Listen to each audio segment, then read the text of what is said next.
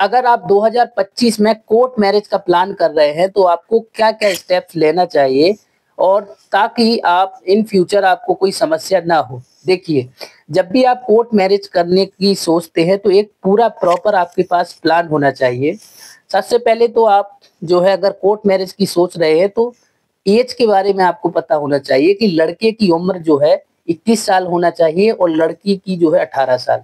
जब आपकी उम्र कंप्लीट हो जाती है तो आप दोनों जो है कोर्ट मैरिज के बारे में सोच सकते हैं। यहाँ पे आपको मेंटली दोनों को तैयार रहना पड़ेगा। इसके साथ-साथ प्रॉपर आपके पास एक प्लानिंग होना चाहिए कि यदि आप कोर्ट मैरिज करते हैं, तो आपको कितने पैसों की ज़रूरत है, आप कैसे कोर्ट मैरिज करवाएँगे। अगर लड़की के परिवार वाले एफआईआर करवा देते हैं, तो आप उससे कैसे निपटेंगे। इसके साथ-साथ अगर आपको पुलिस प्रोटेक्शन की ज़रूरत पड़ती है, तो पुलिस प्रोटेक्शन कैसे लेंगे? क्योंकि आप जब एक कदम उठाते हैं, तो इसमें बहुत सारी समस्याएँ आपको इन फ्यूचर आ सकती हैं। तो उनके क्या सॉल्यूशन हैं, उसको आप कैसे रिज़ॉल्व करेंगे, ये पूरी प्लानिंग आपके पास पहले से होना ज़रूरी है। तो सबसे पहले मैंने आपको ऐज का बता दिया कि इतनी-इतनी ऐज होना चाहिए। दूसरा आपके पास डॉक्यूमेंट होना चाहिए, जैसे कि आपका आधार कार्ड, आपका पैन कार्ड, आपका बर्थ सर्टिफिकेट या 10th की मार्कशीट। ये सारे डॉक्यूमेंट दोनों कपल्स के होना चाहिए। इसके साथ-साथ 5-5 आप दोनों की पासपोर्ट साइज़ फ़ोटो।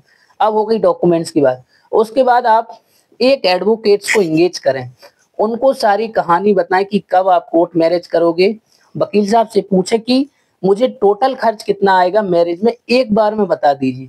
क्योंकि कई बार क्या करते हैं वकील साहब जो है आपको कम फीस बता देते हैं, लेकिन बाद में जब आप कोर्ट मैरिज करवाने पहुँचते हैं तो ये खर्चा, वो खर्चा, तो बहुत सारे खर्चा पता चला कि उससे भी ज़्यादा खर्च होगा जो कि हिडन खर्चे होते हैं, जो छुपाए जाते हैं आपसे और आपको बताया नहीं जाता है।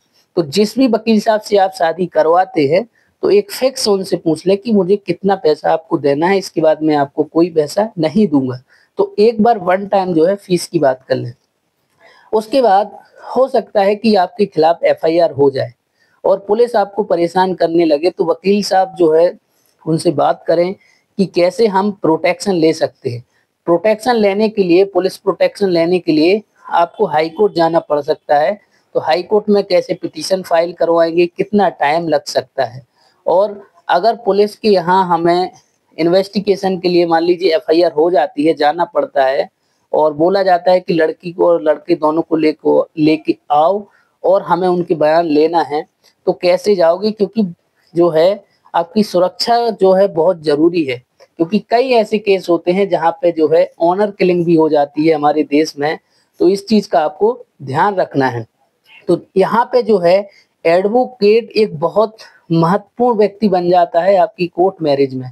उसकी बहुत सारी ज़िम्मेदारी बनती है कि अगर ये परिस्थिति आती है तो वो तुरंत एक पिटीशन हाई कोर्ट में फाइल करे ताकि आपको पुलिस प्रोटेक्शन जितने जल्दी हो सके मिल सके। तो जब भी आप कोर्ट मैरिज का प्लान करते हैं तो एक सही एडवोकेट को सोच समझ कर करें। हो सकता है जो अच्छा एडवोकेट हो वो ज़्यादा फीस ले, लेकिन आपको अच्छा काम करके देगा तो एटलीस्ट जो है आपको प्रोटेक्शन मिल जाएगा और आपकी जो शादी है वो सक्सेस जो है हो जाएगी।